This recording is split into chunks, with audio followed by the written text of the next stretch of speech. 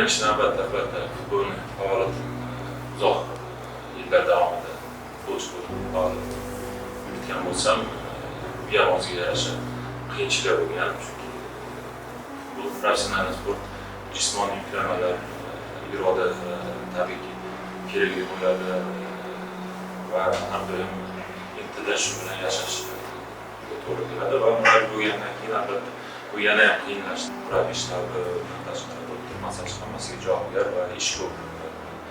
Va albatta o'z navbatida murabbiy natijaga javobgar. Shuning uchun bu bosim, bu yuk, albatta qiyinchiliklar o'ziga yarasha tug'diradi.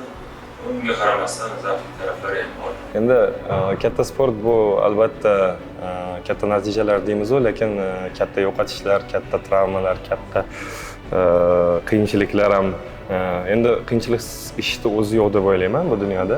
Har bir o'z ishida katta mutaxassislikka, katta natijaga erishgan odam ancha mashaqqat o'tgan deb bilaman. O'shaning uchun sport ham bundan mustasno emas albatta. Juda ko'p qiyinchiliklar bo'lgan, travmalar bo'lgan, yutqazishlar, ko'z yoshlar ham bo'lgan, hattoki endi o'rischada qilib aytganda krovью и потом deyiladi. Rostdan ham qon ham bor, ter ham bor, peshona teri, juda ham ko'p peshona teri to'kiladi. O'shaning uchun shunaqa peshona ter to'kib, shu mashaqqatli ish qilib, shunaqa darajalarga Allohga shukr yetib keldik. Ko'p bo'ladi, hamma sportchida bo'ladi qiyinchiliklar. Shu yoshligimizda shu 7-sinfda kollejga topshirgan paytim ham o'qishga kira olmaganman. O'sha paytda ham shu sport to'xtatmasdan shu yana olib borganman. Trenirovkalar shu o'zimizda ishlab yurib 9-sinfgacha shu maktabda ishlab yurganmiz. Trenirovka qilib keyin kollejga taklif qilishgan. Shu sport og'ir atletika sport turiga kirib, keyin zubol komandaga shu ishlab kelyapmiz kungacha. Endi har bitta yo'lda baribir qiyin yo'llar bo'ladi. Masalan, bosqichli bilan aql bilan yuritishi va bizga ko'rsatib turadigan to'xtamlar yaxshi ko'rsatib turadi. Ular maslahatiga ko'ra ishlaymiz baribir va yo'limizda to'xtamay jangchi sifatida yo'llanamiz. Qiyinchilik hammada bo'ladi. Sportda asosiy qiyinchiliklar shu jarohatlar. Jarohatlar ozgina qiynagan.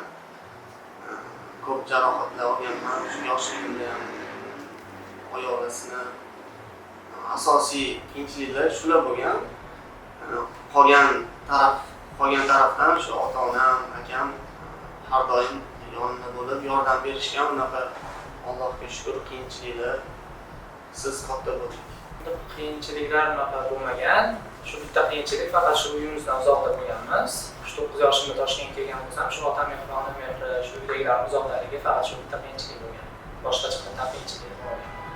Mana aziz kuzatuvchilar, hozirgi video lavha orqali siz sportchilarimizning bugungi darajaga erishguncha qanday mashaqqatli va qiyin yo'lni bosib o'tganiga guvoh bo'ldingiz. Jamiyatda xoh u sportchi bo'lsin, xoh boshqa soha vakili bo'lsin, ma'lum bir muvaffaqiyatga erishguncha, jamiyatda o'z o'rniga ega inson sifatida shakllanguncha bir qancha qiyinchiliklarni va mashaqqatli yo'lni bosib o'tishiga to'g'ri keladi. Aynan shu mashaqqatli yo'lni bosib o'tishga undovchi kuch, turtki beruvchi, ya'ni kuch bu motivatsiya hisoblanadi. Sportchilarimizda ham ayni o'z-o'zini rivojlantirish motivi ustunlik qilganligi sabab ular ushbu mashaqqatli yo'lni bosib o'ta oldilar va bugungi kunda yuksak cho'qqilarni zabt etib kelmoqdalar. Agar sportchilarimizda o'z-o'zini rivojlantirish motivi ustunlik qilmaganda yoki bo'lmasa ularda irodaviy hissiy sohasi yetarli darajada shakllanmaganda nimalar bo'lishi mumkin edi? Barchamizga ma'lumki, sportchilarimiz o'z faoliyati davomida nafaqat jismoniy, balki psixologik travmalar, ya'ni jarohatlarni ham boshlaridan o'tkazadilar. Bunday jarohatlarni yengib o'tish uchun ularga chidamlilik, qat'iyatlilik yoki bo'lmasa emotsional o'z-o'zini nazorat qilishi, o'z maqsadiga erishish uchun yetarli ularni shu maqsadga yo'naltiradigan motivni aniqlashlari kerak bo'ladi. Ushbu motiv esa o'z-o'zini rivojlantirish motivi deb nomlanadi. Agar sportchilarimizda ushbu motiv yetarli darajada rivojlanmagan bo'lsa, ularda hissiy zo'riqish, shaxslararo munosabatlarda buzilish holatlari kuzatiladi. Ayni shu holatlarni oldini olish uchun avvalambor sportchilarimiz yoki bo'lmasa boshqa soha vakillari ham o'z oldilariga maqsad qo'yib va ushbu maqsadga qaysi yo'l orqali yetib borishlari va ushbu yo'ldan yurishga nima ularni undaydi, ya'ni motiv sifatida xizmat qiladi. O'z-o'zini rivojlantiruvchi motivlarni tanlab olishlari tavsiya etiladi.